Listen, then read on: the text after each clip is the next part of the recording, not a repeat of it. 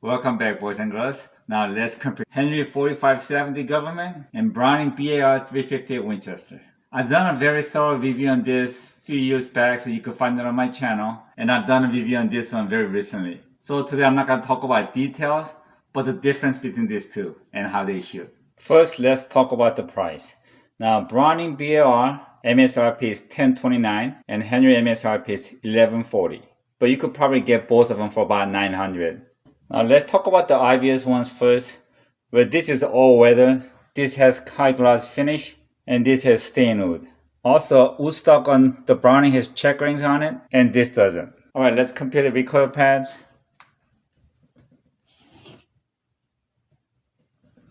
Browning is a little bit softer, but I really feel like you're gonna need a recoil pad for target shooting. Not for hunting, but target shooting. Let's talk about the barrel. The Henry has 18.43 inch barrel and the Browning has 20 inch barrel.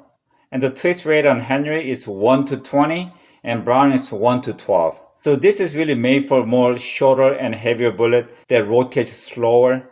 So this is more for a closer distance like 100 to 200 yards. And on Browning, the bullet tends to rotate faster, meaning you could use a little bit longer bullets for distance up to 300 yards, maybe even a little bit longer. Now let's talk about the sights. If you look at it, they both have brass bead in the front, but the Henry has a bigger bead compared to Browning. Meaning with Browning, it's a little bit better on a longer distance.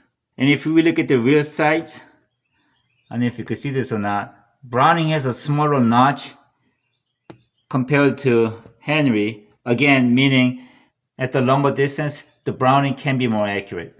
Now let's talk about the magazine. Browning comes with 5-round detachable magazine, which I really like. And the Henry comes with 5-round tubular magazine, which I think is very inconvenient. For some crazy reason, if I need more than 5 rounds and if I need to reload, I could just carry extra magazine and this would be easy. On the other hand, with the tubular fitting, if I need to reload really quick, there is no really quick reload, even with a side port. In most cases, you only need one shot. And when you're done with hunting, you want to unload your ammunition before you come out of the woods. Now with the Browning, that's easy. All you have to do is drop this magazine out and take out the empty shell, then you're done. Now with Henry, it's a different story. You have to take the bottom port out and then drop all the ammunition to the ground, pick it up, and then take out the empty shell, then you're safe. So it is a little bit more work, but this is a traditional rifle, and if there's a style that you like, more power to you. Let's talk about the hammer. Now Henry tends to be a little bit narrow and small, whereas Browning is much wider. It's almost twice as wider. So it's much easier to grab compared to Henry, especially when you have a scope on.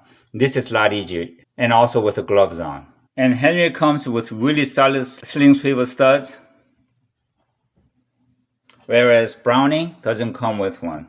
Now let's talk about the weight. They are both very compact and lightweight rifle, and the Browning is 6.5 pounds and the Henry is 7.1 pounds. Well, when I measured it, this was more like 7.5 pounds. Now let's compare the trigger. It's empty. Here we go. Now it's got a very light trigger and very small pre-travel. Trigger feels probably between 3.5 to 4 pounds. It's empty. Let's check the Browning. Here we go. This has longer pre-travel, but the trigger pull weight is probably about the same. This also feels about 3.5 to 4 pounds, but this has a little bit more drag. Now let's look at the lever action. Now with the Browning, the trigger travels with the level. That means you'll have a less chance of having an accidental fire, especially when you have a thick gloves on. And if you look at that, then it's crazy smooth. Now let's look at the Henry. The trigger does not travel with the level. It's still very smooth. But for the safeguard, you actually have to push it in all the way for this to fire. Otherwise, if it's not in all the way, it won't fire. But what concerns me is that if you're working the action and if you don't have it in all the way, you won't fire. So that could cause a panic. So you have to make sure this is in all the way before you could actually fire. Also with the Henry, when you work the lever, you also have to work the hand inside to fit next round. So it's a little bit more stiff, but it's still very, very smooth. But it's not smooth as Browning. Now let's compare the ammunition. They're both about the same height, But as you can see, 4570 is much more thicker.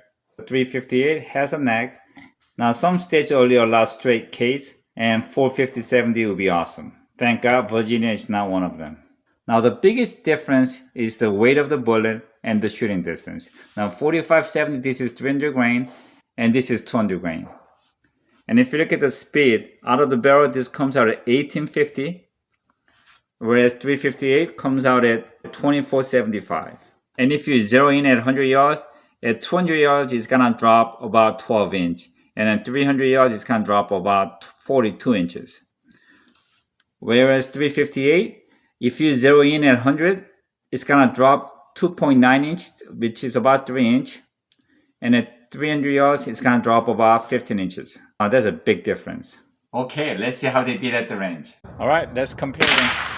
The bench is 6 feet apart, so we don't have to wear the mask on the bench. I'm just gonna have it over my mouth. Okay, I'm gonna shoot without the recoil pad, and let's see how bad the recoil is. It's got a hefty kick, but not too bad. Okay, now let's compare with 350 Winchester. Same thing, no recoil pad. Honestly, I think this 350 has a bigger recoil. Now let's talk about the recoil. One thing that I noticed is that 4570 had a bigger jump in the front. And I think that's because it's got a shorter barrel and it's pushing out a heavier bullet. As for the Browning BLR, one thing that I felt was that this had a bigger push to the back. And I felt like the ferrule recoil was bigger on Browning BLR. And I think that's because 358 Winchester has the neck, so it builds higher pressure inside.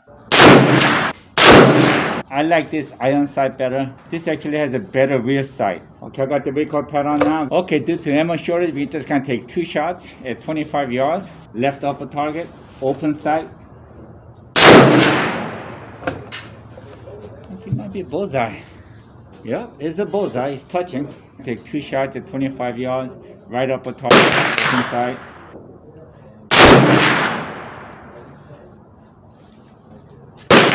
Touching the bullseye. Second shot, left upper target, and I'm shooting to the iron sight, not the scope. Another bullseye. Second shot, right upper target. One thing that I want to mention is that with the Browning BLR, I had it for probably over 12 years, 13 years, so I'm very used to that rifle. But with this rifle, it's first time shooting it. For me, I'm more used to my Browning BLR than the Henry. Okay, we got a quick ceasefire, so I gotta hurry. That's Browning BLR, and that's Henry. Next, we're gonna take out the 50 yards and shoot it with open sight and see how they do. 2 shots at 50 yards with the open sight, left lower target. First shot.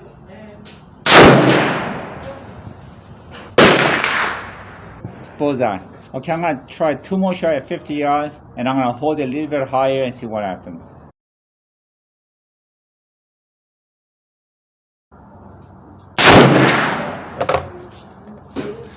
Okay, that's better. Second shot, left lower target at 50 yards. I think it went to the same hole. I can't believe it. It went to the same hole with the open sight. Second shot at 50, same right lower target. It's actually got a decent group. I can't believe I hit the same hole at 50 yards. Alright, that's my Browning BLR. If you look at very closely, there's 2 shot hole right there. Can't believe it. Now this is 4570. First 2 shot hit down here. And then there's the second 2 shot group. So it's pretty decent. I just have to get used to the iron sights. With the Browning BLR, this is at 25 yards. And there's 3/4 of an inch. And with Henry, that's 1 1/4 inch. And at 50 yards, I actually shot better at 50 yards.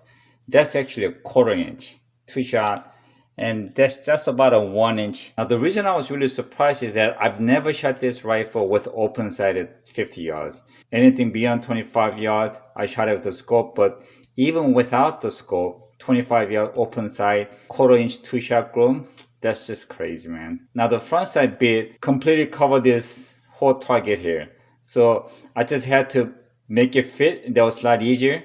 But with the Henry, the front side bit was bigger than this target here. So it kind of floated a little bit, but I tried to make it as centered as much as possible. That was a little challenging. Let's talk about how to aim with open sight. Now, when I was a young man, this is how I used to aim. But with the aging eye, this became very, very iffy. I wasn't sure if I was putting at the same spot. So what I do is I put the front sight bit at the bottom of the rear sight. That way it's not going anywhere. So from 25 to 50 yards, that's what I did. And it was right on it. Now I think about it, I should have done this when I was a young man. That would have been a lot easier because when you have the front sight floating, sometimes it's really hard to know where to hold. Now with Henry at 25 yards, that's why I put the front bit. And at 50 yards, I had to raise a little bit higher the front bit so that you shoot a little bit higher. Very exceptional. Now I can't adjust this sight because this is not my rifle. So I had to adjust it to the sights. If you ask me which one I like better, that's a really unfair question because they both serve a different purpose. Now, if your shooting distance is under 150 yards, and if you want the best brush rifle, and these are all weather, Henry 4570 is the way to go. But if your shooting distance can be over 200 yards, but needs a very exceptional brush rifle, Browning BLR 358 Winchester is the way to go. Now, I really want to take this rifle out to the hunting and see what 4570 can do to a deer, but this doesn't have a scope, so I can't mount my cameras. And if I see deer beyond 50 yards, I'm not 100% confident, and it's really unfair for the deer. So I'm really sorry to say I can't go hunting with this, but it was really fun shooting 4570. And lastly, like always, thank God for what you have in your life with what you got, but mostly remember, select your rifle based on your needs. See ya.